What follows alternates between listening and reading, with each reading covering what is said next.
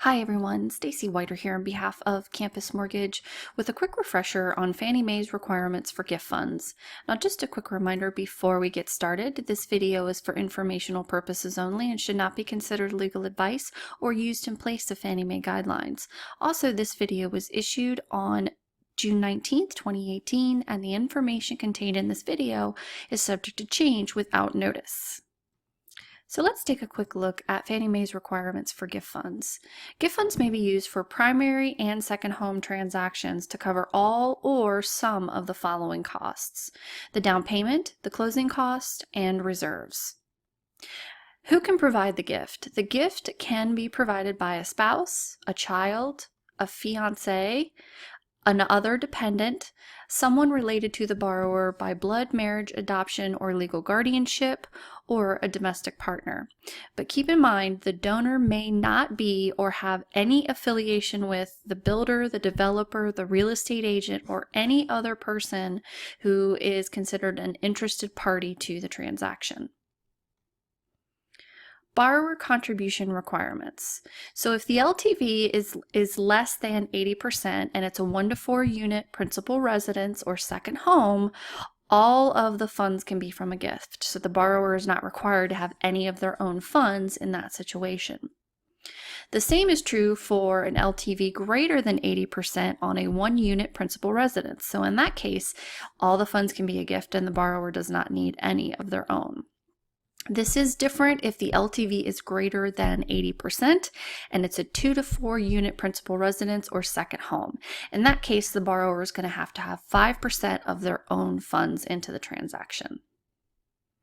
Gift letter documentation. A gift letter signed by the donor which specifies the gift dollar amount, the date of funds transfer, so when did the funds transfer from the donor's account to the borrower's, and also it must state that there is no payment required, so the donor is not expecting the borrower to pay them back. And then also the gift letter must include the donor's name, address, phone number, and how they are related to the borrower.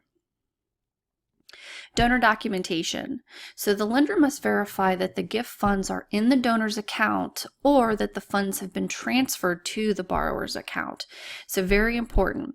And this can be done by a copy of the donor's check and borrower's deposit slip. So a copy of the check that the borrower wrote to the donor and then a deposit slip into the borrower's account would suffice. Or a copy of the donor's withdrawal slip from their account and then a deposit slip into the borrower's, or a copy of the donor's check to closing agent, or a settlement statement showing receipt of the donor's check.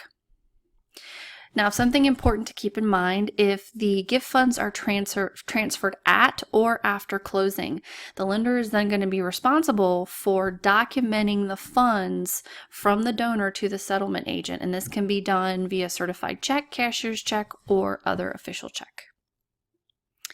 When it comes to pooled funds, so this is when a gift from a relative or a domestic partner is being pooled with the borrower's funds to make up that required minimum cash down payment. The following items must be included in the file: certification from the donor that he or she has lived with the borrower for the last 12 months and will continue to live with the borrower after the purchase of the new property, and documents to demonstrate a history of the borrower and donor shared residency. So this could be a cable bill, a phone bill, or some sort of shared utility showing both the borrower and the donor on the property. All right, that concludes this video. Thanks so much for watching. For more tips and videos, please visit campusmortgage.org to look for their weekly mortgage video tips designed for all mortgage professionals, including underwriters, loan officers, processors, closers, and post-closers. Have a great day. We'll see you next time.